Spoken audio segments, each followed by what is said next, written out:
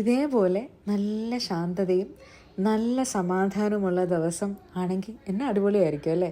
അങ്ങനെ ആവട്ടെ എല്ലാവർക്കും. അപ്പം ഇന്ന് ഞങ്ങൾ ഓസ്ട്രേലിയ വന്നിട്ട് കൃത്യം 1 വീക്ക് കഴിഞ്ഞിരിക്കുകയാണ്. ഇതുവഴി ഇങ്ങനെ യാത്ര ചെയ്ത് പോകുമ്പോഴൊക്കെ നമുക്ക് തോന്നുന്നത് എന്താ നിശബ്ദത എന്നുള്ളതാണ് കേട്ടോ. നമ്മളിങ്ങനെ നമ്മുടെ ഹൗസ് ഹണ്ടിങ്ങുമായിട്ട് മുന്നോട്ട് പൊയ്ക്കൊണ്ടിരിക്കുകയാണ്. അപ്പോൾ ഇവിടെയൊക്കെ നമുക്ക് കാറുകൾ ഇങ്ങനെ പാർക്ക് ചെയ്തിരിക്കുന്നത് കാണാം, പക്ഷേ ആരെയും നമ്മൾ വെളിയിൽ കാണത്തില്ല.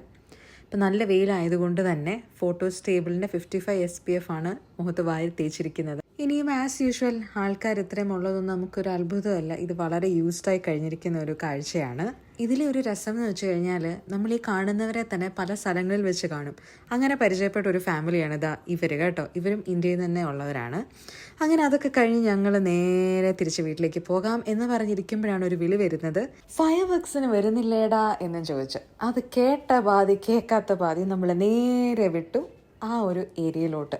അപ്പോഴാണ് ഈ ഒരു ഗംഭീര കാഴ്ച. ഇത് നമ്മൾ കണ്ട് ഓസ്ട്രേലിയ തന്നെയാണോ എന്ന് അത്ഭുതപ്പെടും. ട്രാഫിക്കും ആളുകളും ബഹളവും ഒക്കെ, ആ നിശബ്ദതയൊക്കെ എവിടെ പോയി എന്ന് അത്ഭുതപ്പെട്ടു.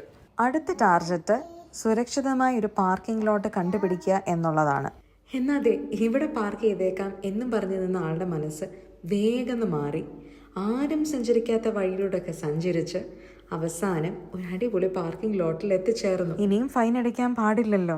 നമ്മുടെ ഈവൻറ്റ് സ്റ്റാർട്ട് ചെയ്യുന്നത് ആക്ച്വലി 8:30 ഏകദേശം ഒരു 4:05 ആയപ്പോഴത്തേക്കും അവിടെ നിറഞ്ഞ ആൾക്കാരായിരുന്നു. ഈ ഒരു ഇവൻറ്റിനെക്കാട്ടിലും നമുക്ക് സന്തോഷം തോന്നുന്നത് ഇത്ര ആൾക്കാരൊക്കെ ഉണ്ടല്ലോ, ഇങ്ങനെ എല്ലാവരും ഒരുമിച്ച് കൂടുന്നുണ്ടല്ലോ എന്നൊക്കെ അത് ഓർക്കുമ്പോഴാണ് നമുക്ക് കുറച്ചധികം സന്തോഷം കൂടുതൽ തോന്നുന്നത്. Age is just A number എന്നും പറയുന്നത് പോലെ ഇവിടെ പ്രായഭേദമന്യേ എല്ലാവരും നല്ല ആക്റ്റീവാണ്, എല്ലാത്തിനും കൂടുന്നുണ്ട് എന്നുള്ളതാണ് ഒരു വലിയ പ്രത്യേകത. അപ്പം നമ്മൾ ഈ ബ്രിഡ്ജൊക്കെ പാസ് ചെയ്തിട്ട് അടുത്ത ഭാഗത്തേക്ക് പോവുക, ലേക്കിൻ്റെ ഈ ഒരു വശം.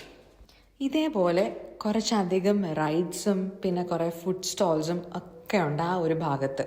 ഇവിടെ കണ്ടിരിക്കുന്ന ഒരു മിക്ക കാഴ്ച എല്ലാവരും ഓരോ മാറ്റൊക്കെ ആയിട്ട് പിന്നെ കുറേ ഫുഡൊക്കെ ആയിട്ട് വന്ന് ഒരു പിക്നിക് മൂഡിൽ എല്ലാവരും ഇങ്ങനെ ഇരുന്ന് വർത്തമാനം പറയുന്നു, എൻജോയ് ചെയ്യുന്നു. പിന്നെ കുറേ പേര് വായിക്കുന്നത് കണ്ടു. അങ്ങനെ നോക്കിക്കോണേ, നമ്മളിവിടെ കാണുന്നത് ഒരു ഫൈറ്റർ ജെറ്റാണ്. അയ്യോ, എന്നെ ഒരു സീനായിരുന്നറിയാമോ, അടിപൊളി. ഫസ്റ്റ് ടൈം നമ്മളിത് കാണുക. ഇതൊക്കെ പറഞ്ഞാലും 2 പേരും പേടിച്ചു പോയി കേട്ടോ, ഈ ഫൈറ്റർ ജെറ്റിൻ്റെ സൗണ്ടൊക്കെ കേട്ട്.